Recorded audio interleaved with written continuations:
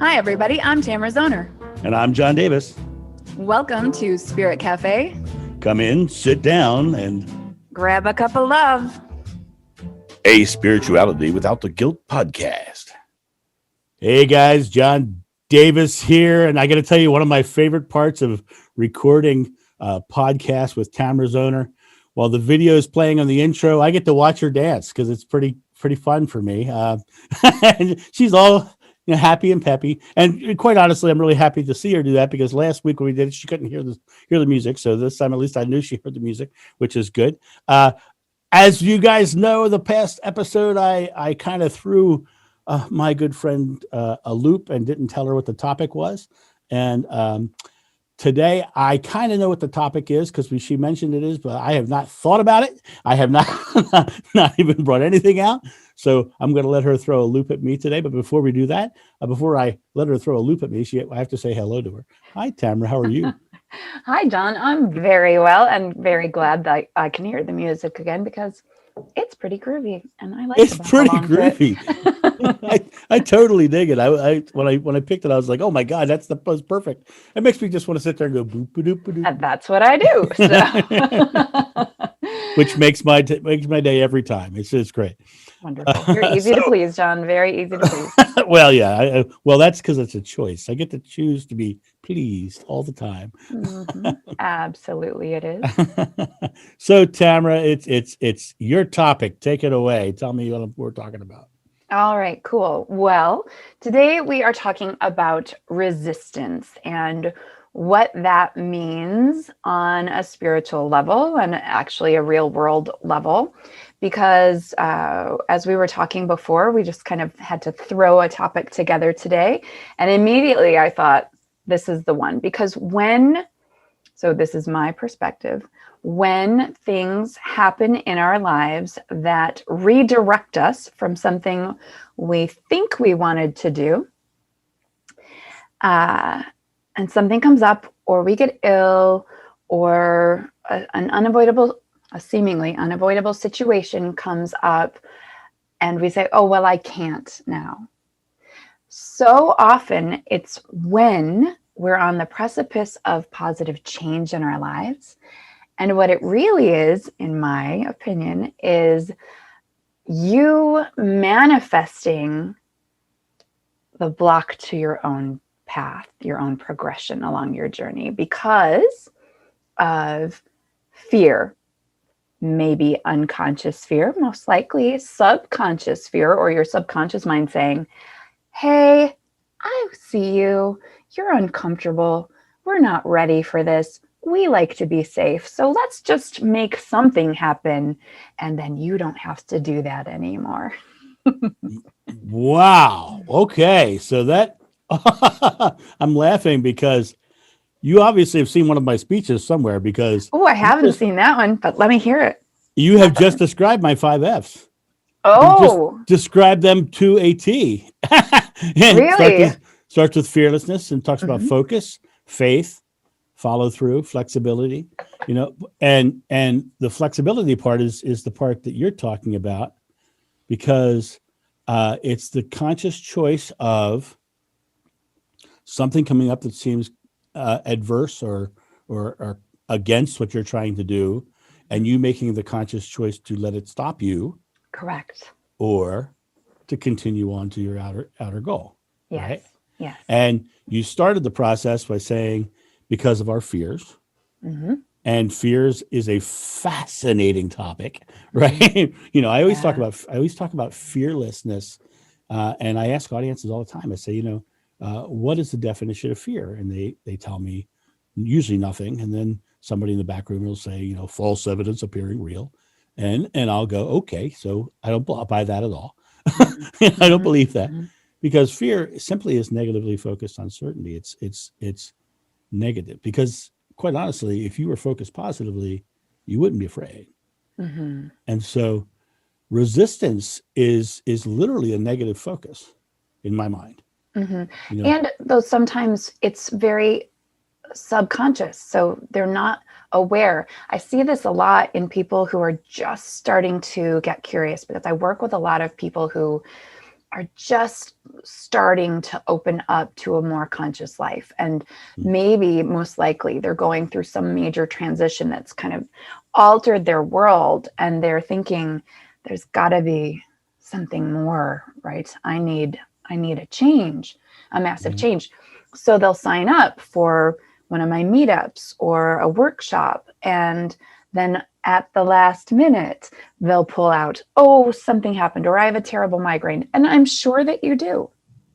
And I'm also quite certain that it's there to serve you in your fear. It's there to serve your fear. And so, like you said, they can make the choice whether they overcome it or not. So I've started to preface things, like, hey, if you notice a day or two or even a week before this event is about to happen, and you notice suddenly you're not feeling well, or you're noticing that, oh, your daughter needs you for something, or, some other catastrophe, or work is calling you in. Well, isn't that convenient for you? Because now you don't have to face your own growth. Because growth at the beginning can stir up a lot of fear. Change is scary to our subconscious and conscious minds. Right. And nothing changes if they don't take a different path, right? Exactly. And what's the famous quote is what you resist persists. Correct. Yeah. And which I think is a great quote. Now, to broaden this out to a bigger perspective, what you focus on, you create. And so if you're focusing on the fear, you're creative.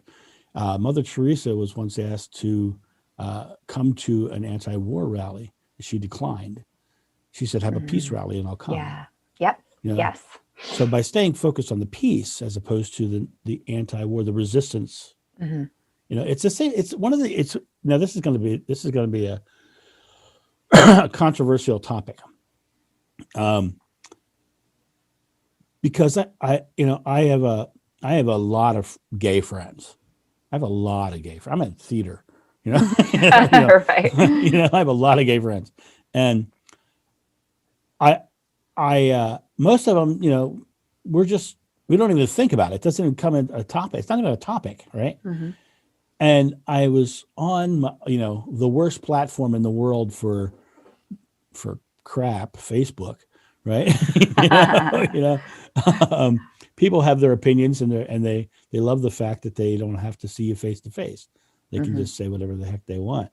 And I was watching, they said LGBTQ, and now it's LGBTQ plus, and it's like all these things that they keep adding. And I'm like, why don't we just say humans? Or just add an S, and then I got a instant slap down. Instant slap down because you're negating what we're doing. I said, no, I'm asking for everyone to be equal. Period. I don't want to focus on the problems by singling you out as separate. I want to envelop you as part of the whole, and accept you. And to me, it's a very different perspective. It's like, and it's a question that I find really interesting. Black Lives Matter is an amazing movement in the fact that it's bringing awareness to it.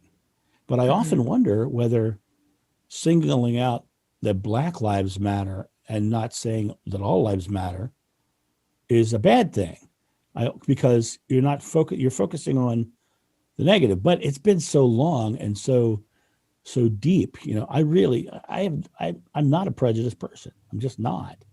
But I often wonder whether the way we go about resolving those sorts of situations, the way we resist things, are creating more of a problem in the end. Well, I do use the quote a lot, what you put your attention on grows stronger in your life. So I can see your point about putting attention on racism or putting attention on inequality can cause more of it. However, I think with the systematic issues where people are treated unequally, then first some corrections need to be made. And that's why that still matters to say Black Lives Matter. It still matters to say that LGBTQ plus deserve to be treated as every other human being deserves to be treated and deserves the same rights. Because until they have the, benefits of no one taking away their rights just because of who they're showing up as, then there still has to be some work done to bring them to that same level as, say, the white male. Like, you totally derailed my topic, because that I'm sorry. that is so controversial. Like, that is one that Well, we'll go back to your topic. We'll yeah, make that another whole episode. that is a whole other episode, and that's a really big one. And I would invite anyone listening who is in a diverse population to reach out to us, because we'd love to have you on the show to talk about the diversity, the spiritual aspects of those I have issues. A very good friend named Sunny Matthews, who is a diversity and inclusion speaker, and I'll find out whether she can come on, because she's wonderful. Sure, because that would be so cool to relate that to the spiritual themes, right? How is that all functioning on a spiritual level? Right. And because otherwise it's just this huge conversation that isn't quite. It is. Well, and to step away from the controversial elements of that and back into the resistance, right? I resist that conversation. Right, you're resisting that conversation, and I get that. But when I look at the resistance element of it, is, and not getting into the whole racism and all that, but getting into the resistance element of it, I often think that focusing on the negative things that have happened in the past creates more. And Absolutely. The reality of it is, the people who did the negative things in the past, when you focus your attention on the negative things they did in the past, it makes them do them worse. I mean, right now, if you look at our country, we're just such a divided country right now. And the polarization has gotten to the point where, we can't get anything done. Right. But there's you focusing on how divided we are. Whereas when I'm looking, I'm seeing how united so many of us are, and how when we look at the basic tenets of humanity, we're actually united. We just have different opinions about how it should happen.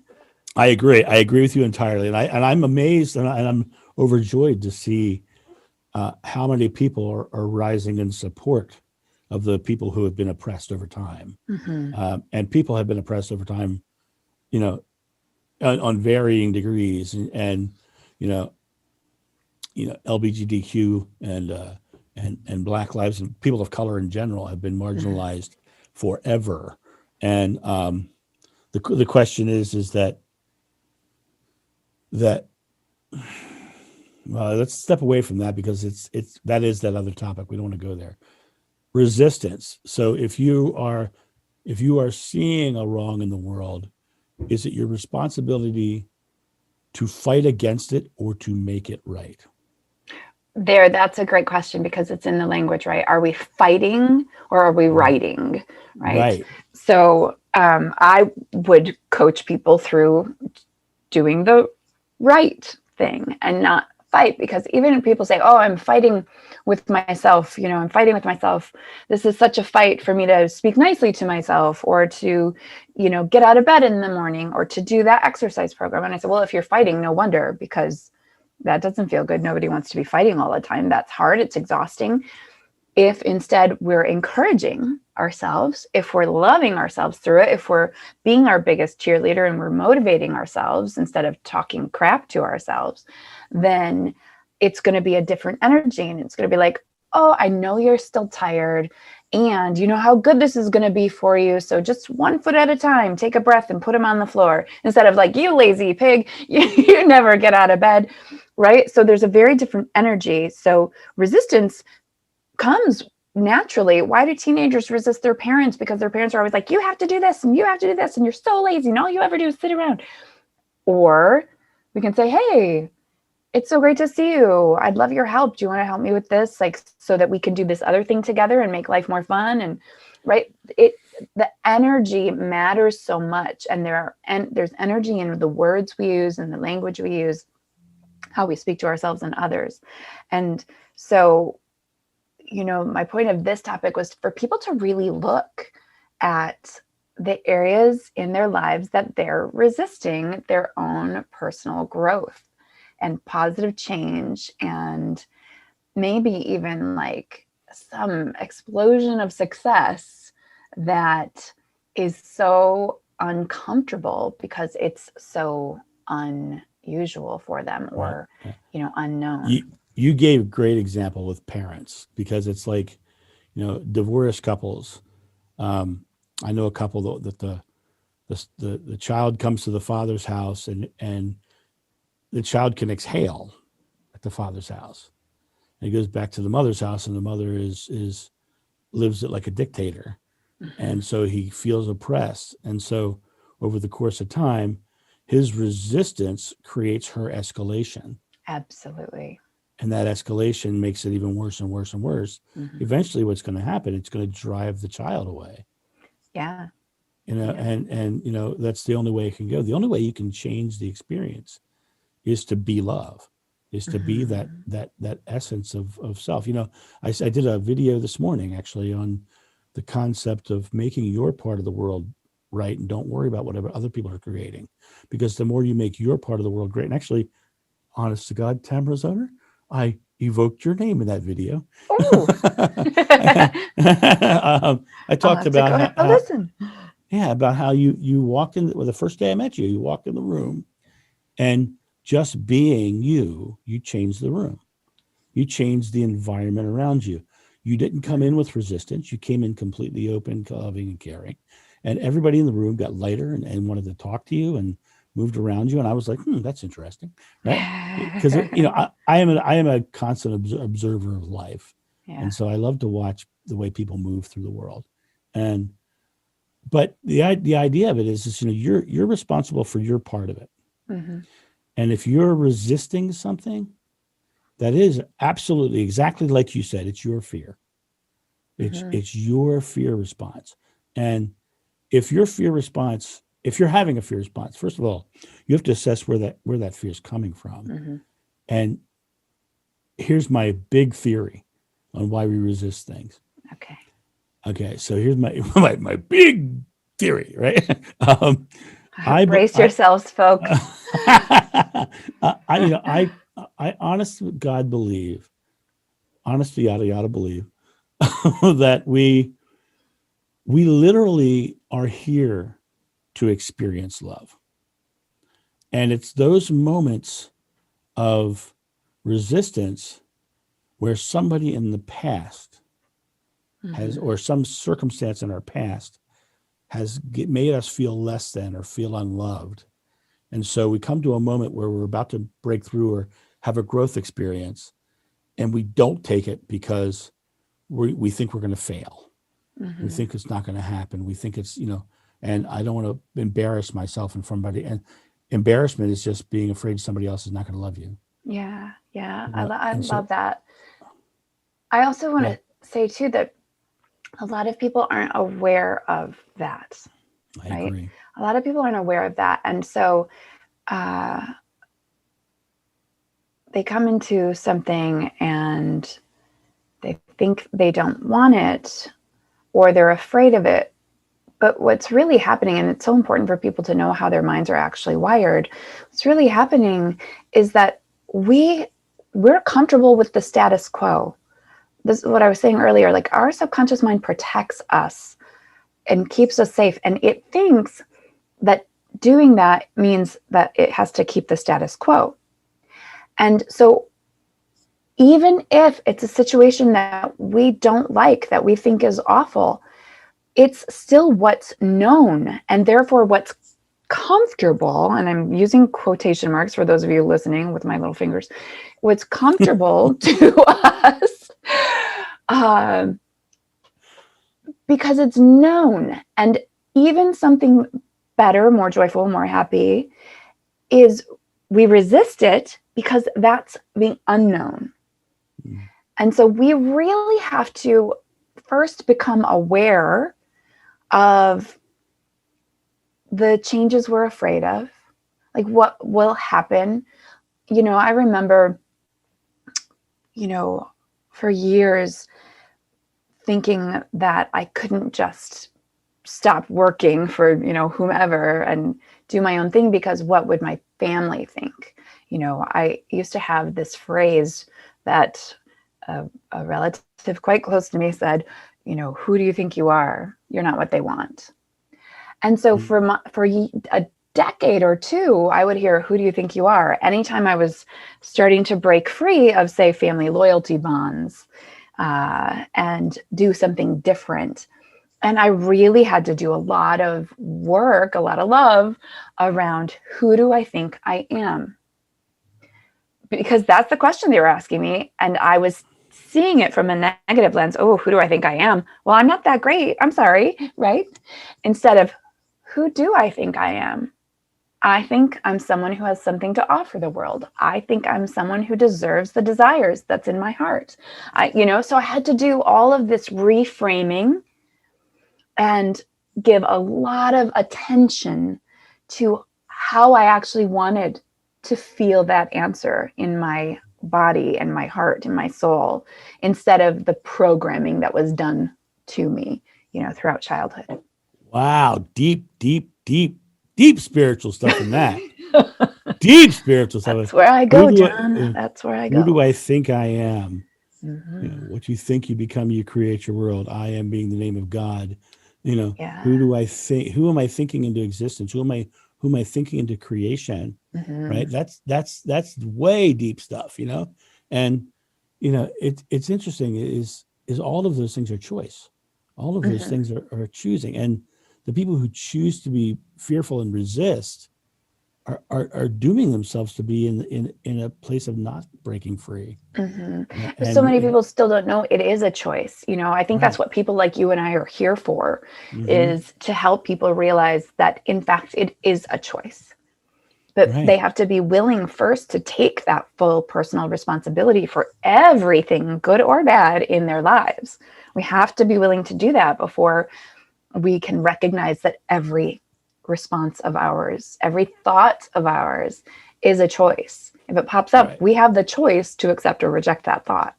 So, and that takes some deep willingness, to own your, excuse my French, shit. It's married, isn't it? It is. My kids always laugh at me. They're like, Mom, that's not French. Why do people say that? Because they're half French. Because the French are known for their foul language. That's why. Right? The French are known for a lot of things. Smack the croissant out of them. In Greek, we're going to resist that French topic today. That's right. And in Greek, it's skata, which is one of my favorite statements. I didn't know that. Skata. And when I grew up, and this is a side topic off of resistance for a second, my best friend's name is Efthymios Lazaros Gouvaz. And that's a great name. Isn't that the greatest name in history? Can you say that just one more time? Efthymios Lazaros Gouvaz. That's amazing. Yeah, and you know what Efthymios means? No. Tim. Not what I was expecting. So my best friend's name is Tim. And this is the Tim you're always talking about, who has this. Yes. That's so cool name. Efthymios Lazaros, and his family has been swapping that name back and forth since like the 1500s. The father's name is Lazaros Efthymios Gouvaz, and his name is Efthymios Lazaros Gouvaz. There's a famous Lazarus, huh? And when he goes back to Greece to the town Galatini, there's a statue with his name on it, which is a relative.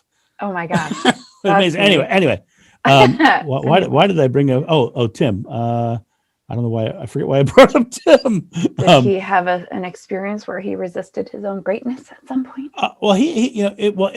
Actually, very interesting. Tim is one of the most amazing creators as far as like making props and cool things. I mean, when he was a kid, he would make all these amazing costumes. First costume I ever wore to a Renaissance festival was a full chainmail suit with Vikings and armors and horns and furs, and Tim made it. Right. Wow. And it was like, and it looked like a Hollywood prop. It was so good. Right. He would have been like one of the greatest Hollywood prop makers ever made. Mm. But coming from a Greek family with a pizza shop in a beach town, you don't leave the pizza shop at the beach town, and that's right. The resistance was there, right? Yeah. He didn't step out. When I directed Renaissance festivals, I came up with the catchphrase "Live the adventure," Nice.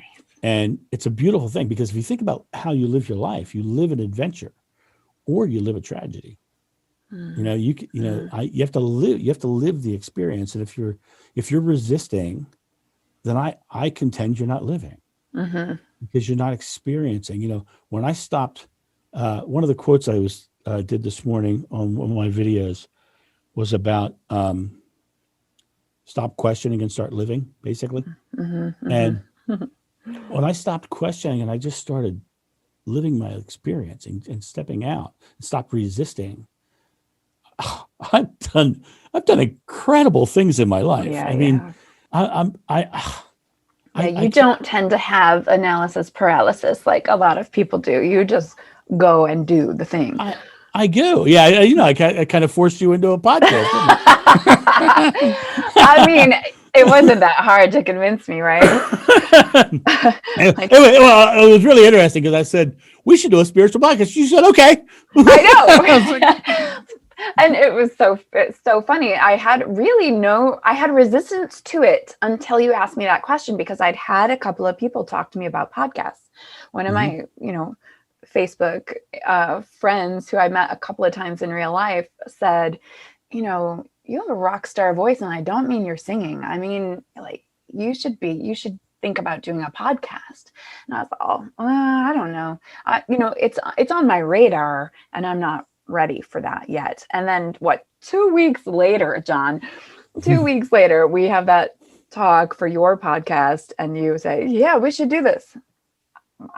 I listened to my body. I was all, yes, I guess we should. Okay. Doors open. I walk through them. We're 20 episodes in right now. I know. That's amazing. Isn't that awesome? Yeah. And, a lot of podcasts don't get this far. That's right. That's right. Exactly. Well, you know what else is interesting is Apple, the computer company. We both have Mac computers. Apple did not have a business plan until they were 10 years in. Oh my gosh. Yeah, they literally just went out and just followed their heart, lived the adventure, and just went out. And they were working out of a garage, and their goal was to compete against IBM. And that was like the biggest company in the world. It was so big that they made movies with IBM as the villain. Did you know that? I did not know. Did you ever see the 2001: A Space Odyssey? Yeah. It's a great movie, isn't it? It is. Remember what the computer's name is? No. How? Open the pod bay doors, Hal, right? Well, what's the letter after H? I. What's the letter after A? B. What's the letter after M? After L? M. Hal is named for IBM. That's so interesting. Yeah. And, oh my gosh. And so fascinating, right? Yeah. But Apple did not resist. They looked at whatever was big and daunting in front of them. They didn't think of it as something to resist against. They were like, let's just go. Yeah. And to me, I think resistance itself is, as you said before, it's fear, but it is the one element that hinders experience, right? I'm going to tell you an interesting Egypt story. Okay. When I was in Egypt, I was with a group of people who wanted to go to every pyramid they could possibly find. And there's this one pyramid called Maidum, which is 3 hours out in the desert. And when you go to a pyramid site, there's always a shack that has some locals in it who are the caretakers of the site, and they do all that. And when you go to the pyramids, like in Cairo, it's very organized. But when you drive out in the desert, they have no idea when the next tourist is going to show up, or if the next tourist is going to show up. So we drove 3 hours out into the desert to go to my doom. To go to my doom. Yeah, that sounds Right. foreboding. Well, wait do you hear this story? So we pull into the compound, and as we pull in, we pass this hut that it looks like a storage shed. And suddenly, as we drive by, the door kicks open, and 15 Egyptian men come running out the door because they're looking for bakshish, which is tips, money. Right? And that's where Egypt only has one economy, and it's tourism. Okay. They have no oil, they have nothing else. They make all their money off of tourism. Wow. And so, and they're anywhere you go in the country, they're asking for bakshish, give me money. So we drove in, and we drive to the back near the pyramids. We pull into park, and we have this wonderful driver named Ali El Shezli. He was our taxi driver. We hired him for the entire time we were there. He was a lovely man. And we pulled in, we pulled in to stop. As we pull in to stop, from the back of the compound over a dune comes a black military vehicle filled with guys with machine guns. Oh. No markings on the vehicle. Guys in black uniforms. That's terrifying. They come over the hill. They circle around our cab. They stop in front of it. And they all get out, and they're standing there with their machine guns. Now, here I am in the back of this car, tiny little car. I've been in that car for 3 hours in the hot sun. And my Irish kicked in. Right? I said, damn it, I'm going to see that damn pyramid. And I got out of the car. And I was a head taller than every man there because I'm a tall guy. Mm-hmm. And I stepped out, and they're all looking at me, and they don't look fun. They got mean looks on their faces. Mm-hmm. And I just walked out, and one of the Arab men walks, one of the Egypt men comes up to me and says, he's like, and he takes me to the pyramid. I walked right past the guys with the gun. I walked right into the damn pyramid. Went in, saw all kinds of amazing, cool things in the pyramid, right?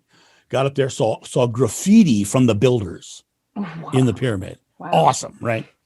Come out of the pyramid, the guys have now positioned themselves on two sides of our taxi, right? So I walk down, I walk right past them again, and they're looking at me, and they're stern faces. And I follow this guy. He's like gesturing, and we go to the pyramids here off to the side. There was a hillside, and obviously a man-made hill. Okay. And he takes me to the side of the hill, and on the side of the hill, there's a hole in the ground. And he jumps in the hole. And then he gestures for me to jump in the hole. And I'm like, and I jumped in the hole. Sure. And then we started going down a tunnel on about a 15-degree angle like this, going down hunched over, right? Going down this tunnel, like 30, 40 feet into the ground. Oh my gosh. We come to the bottom of the tunnel, and the tunnel levels out, and there's a hole in the floor of the tunnel with a handmade ladder out of 2x4s in the hole. And he hops on the ladder and he climbs down. And I hop on the ladder and I climb down. I went down another 10, 15 feet. Then I came into another tunnel that was straight across, not level up or down. And we had to crawl. So now I'm 60 feet underground, 50, 60 feet underground, five or six stories underground, right? And I'm literally crawling on my hands and knees, and I come to a wall. And in the wall, there's a hole. You know how big that hole was? Exactly the width of my torso. Right? So he climbed through that hole. I climbed through that hole. And I came into a room that was pristine.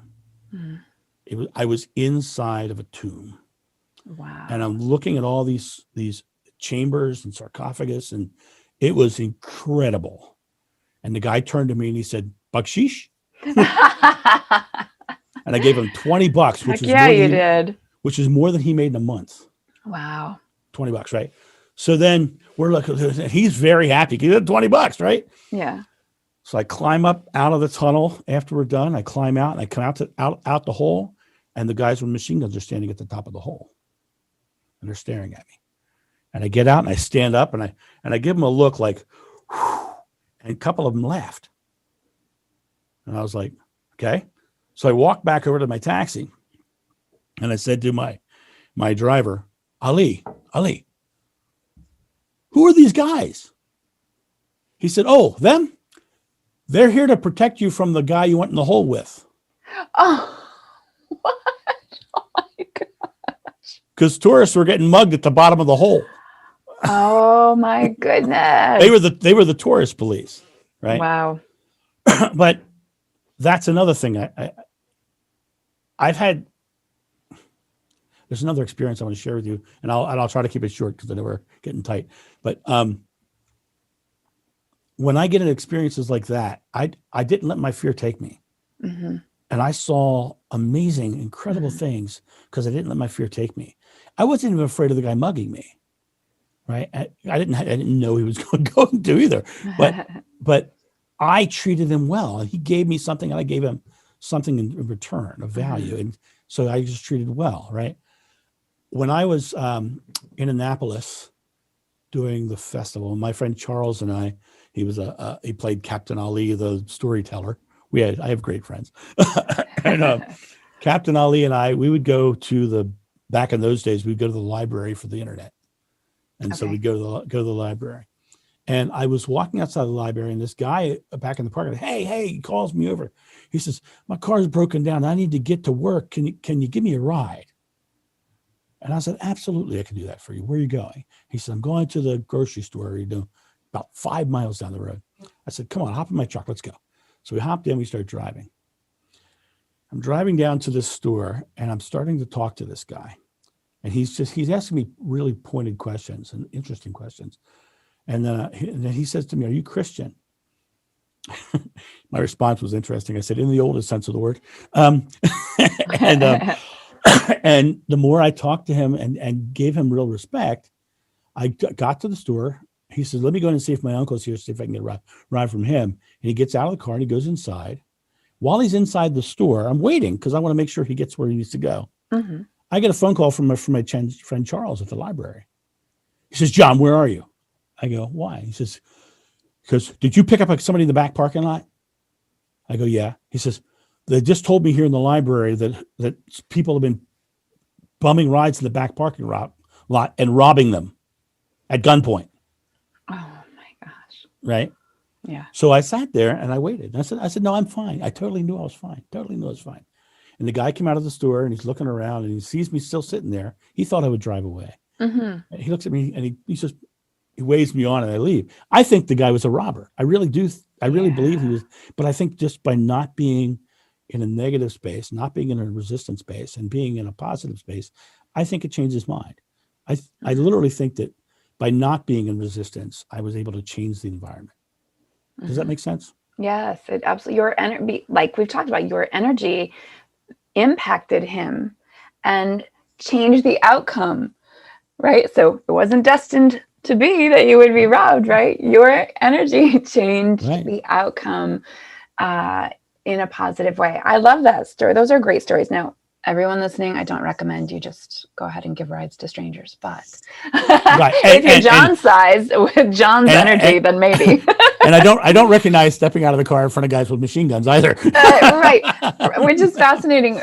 You weren't alone on that trip, right? No, I had four friends with me. Did any of them get out of the car? Yeah, they eventually got out of the car. Okay, would they just sat there for like an hour? Yeah, but they didn't get out of the car until I was almost all the way to the pyramid. Wow. Because I was like, I'm going. I'm here. I'm experiencing this. I'm going to go in that pyramid because I just drove 3 hours in the day. I'll tell you what the interesting thing is when we left that pyramid. Because so far I haven't heard anything interesting from you, Nothing John. interesting. The funny capper of the story. Here's the funny capper of the story. We packed up. We left got out on the highway, leaving that place. And we're driving down the highway. And all of a sudden, a black military vehicle drives up beside us. And the passenger sticks his arm out the window and says, "Bakshish."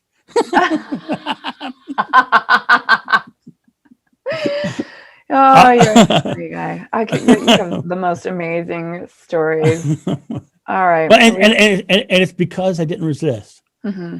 And that really is the thing. I didn't resist. Yeah, I, you stay I, open to the experiences that present themselves to you, and then you have these real amazing experiences.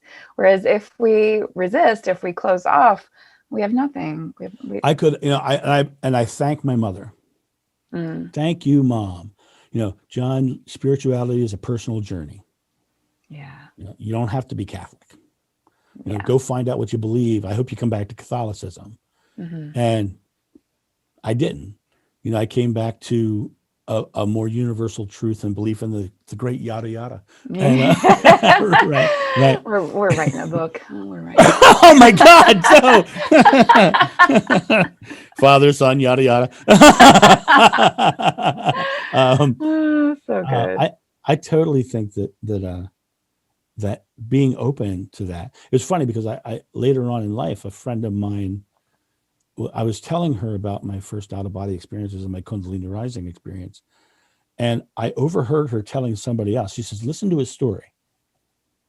When the opportunity arose, he didn't resist it. He just did it. Mm-hmm. He said, okay, let's try it. Mm-hmm. I didn't have any fear when I went into all those experiences. I was on the front lines of Iraq and Afghanistan. Yeah. I mean, I had guns shot at me and our rocket propelled grenades shot at my helicopter. Right. I think I have an interesting life, and then I talk to you, and I'm like, well, it is an You interesting have a life. fascinating Singapore. I've never been. I know, and like you, I just said yes to things, and then I spent a lot of time saying no to things with different programming happening. And then when I came back to myself, I made a promise to myself to start saying yes again, and saying yes to opportunities that I might have said no to without that choice. I met my very best friend in life, and she's opened me to so many more experiences and so many more friends. And it's amazing when we open to life. Right. Life becomes amazing. And if we expect the positive. Yes, and expect the positive, and expect, my rule is everything happens for me. Right. Everything happens for me. And so that creates an opening within us, because no matter what the circumstance might seem like, it's for us. It's for us every time. Yeah, I agree. Positive or negative, because Exactly. I did a video this morning about the concept of the baseline. Negative experiences are the baseline to really understand the positive. Mm-hmm. Absolutely. We need the contrast. Right. We don't understand light unless we've been in a dark room. Is exactly right. It's always darkest before the dawn, and then the dawn is extra bright because it was dark. Yeah, that's why your eyes flinch when you wake up in the morning. Right? Yes, and that's why happiness is so grand, only because we've experienced sadness and grief, and we understand the difference. Absolutely. All right, I see you looking at the clock. So I am. Wind this baby in, boy, for not having a topic 5 minutes before we started. Wow, that was awesome. That was fun.